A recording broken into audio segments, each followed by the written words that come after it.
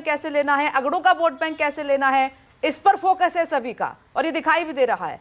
JDS प्रवक्ता का मैं रुख करूं, उससे पहले मैं राजीव का रुख करना। राजीव, जो मनोज यादव जी यहाँ बैठ के हर सेक्टर में नंबर 1 गिना रहे हैं, क्या कर्नाटक आपको उस दिशा में जाता हुआ दिखाई दे रहा है, या असल में कर्नाटक है इन तमाम सेक्टर में नंबर 1? उस लेवल का काम हुआ है क्या? निश्चित रूप से कर्नाटक में काम हुआ है और कर्नाटक जो है राज्य के तमाम देश के तमाम राज्यों से कर्नाटक बहुत आगे है। जो मापदंड देखिए, पार्टियों के दावे और ज़मीनी हकीकत दोनों दो बात होती है, लेकिन ये इससे कोई इनकार नहीं कर सकता कि कर्नाटक में काम नहीं हुआ या विकास नहीं हुआ। मूल बात है, विकास पर वोट मिलता रहा होता तो फिर ये गले में शिव और ये जो है जहरीला सांप कहने की ज़रूरत नेताओं को पड़ती ही नहीं। अगर ये नियम बन जाए कि स्वास्थ्य, शिक्षा, पानी, रोजगार और किसानों पर ही आपको बात करनी है, सिर्फ 5 टॉपिक पर ही आप बात करेंगे चुनाव में, तब तो हो चुका चुनाव और तब पता चले कि फिर असली मुद्दा क्या है। आप देख ही रही हैं। देखिए, सब मिलाकर के मैं बार बार आपके कार्यक्रम में विपनेश कहा हूँ कि एनजीओ और राजनीतिक दल में अंतर है। एनजीओ समाज सेवा का दावा कर सकता है बिना किसी स्वार्थ के, लेकिन राजनीतिक दल, अगर आप राजनीति शास्त्र की किताब में पढ़ने जाएंगे तो राजनीतिक दल बनते ही इसीलिए हैं कि वो अपनी एक विचारधारा लेकर के, अपनी एक पॉलिसी लेकर के जनता के सामने जाते हैं, जनमत जुटाने की कोशिश करते हैं और सत्ता में आना उनका एकमात्र लक्ष्य है।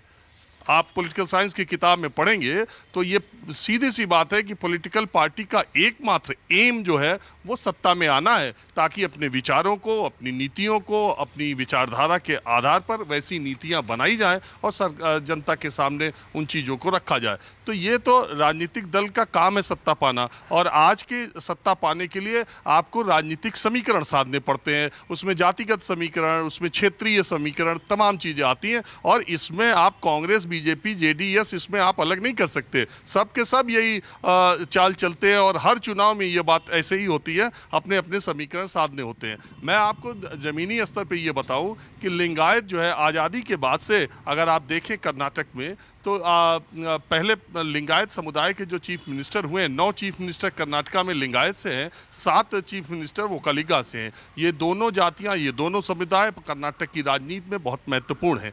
लेकिन आज़ादी के बाद से अब तक अगर लिंगायतों का मास लीडर सबसे ज़्यादा कोई रहा हो, जो ज़मीनी स्तर पर संघर्ष करके, जो ज़मीनी स्तर पर लोगों से कनेक्ट करके कर्नाटक में ताकतवर बना हो, उस व्यक्ति का नाम है येदियुरप्पा।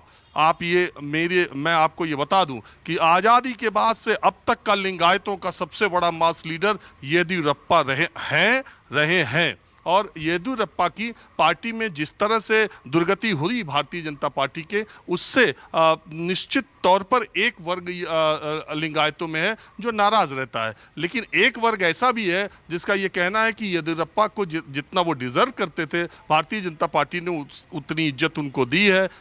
कई बार मुख्यमंत्री बनाया है, उनके बेटे को टिकट दिया, अब उनकी उम्र हो गई है और वो पार्टी के लिए काम कर रहे हैं। तो ये दोनों तरह की बात है। और लिंगायत इस बार के चुनाव में लिंगायत बहुत महत्वपूर्ण भूमिका निभाने वाले हैं, क्योंकि वोकालिगा ज़्यादातर भारतीय जनता पार्टी में वो पेनेट्रेशन भारतीय जनता पार्टी का वोकालिगा में नहीं है, और वही एकमात्र येदियुरप्पा नेता है जिससे कि कर्नाटक में भारतीय जनता पार्टी का गेट खुला था। लेकिन आज भारतीय जनता पार्टी बहुत मजबूत है। मुंबई भी लिंगायत समुदाय से आते हैं, लेकिन मुंबई क्लास लीडर हैं, वो मास लीडर नहीं। उनके पिता मास लीडर के तौर पर माने जाते थे। तो ये कहना कि पॉलिटिकल पार्टीज़ का काम भी है, उनको सत्ता चाहिए और ये सारे समीकरण वो सेट करते हैं। बाकी विकास और क्या कहते हैं कि विकास पर न वोट मिलता है, न भ्रष्टाचार कोई कर्नाटक में मुद्दा है। यहाँ का आदमी बहुत पैसे वाला है, उसको भ्रष्टाचार पर वो ज़्यादा चर्चा नहीं करता है। वो हमेशा कहता है पीछे भी था, इस सरकार में भी था, जो अगली सरकार आएगी उसमें और ज़्यादा होगा, बीजेपी की आएगी तो भी उसमें पिछली सरकार से ज़्यादा होगा, अगर कांग्रेस की आई तो भी होगा, और जेडीएस की आई तब तो पूछना ही नहीं है। तो यहाँ के लोग मेंटली प्रिपेयर्ड है इस बात के लिए कि ये भ्रष्टाचार कोई मुद्दा नहीं। आप किसी से बात कर लीजिए, वो पैसा देने, पैसा लेने, दोनों में कोई बहुत ज़्यादा परहेज नहीं करते।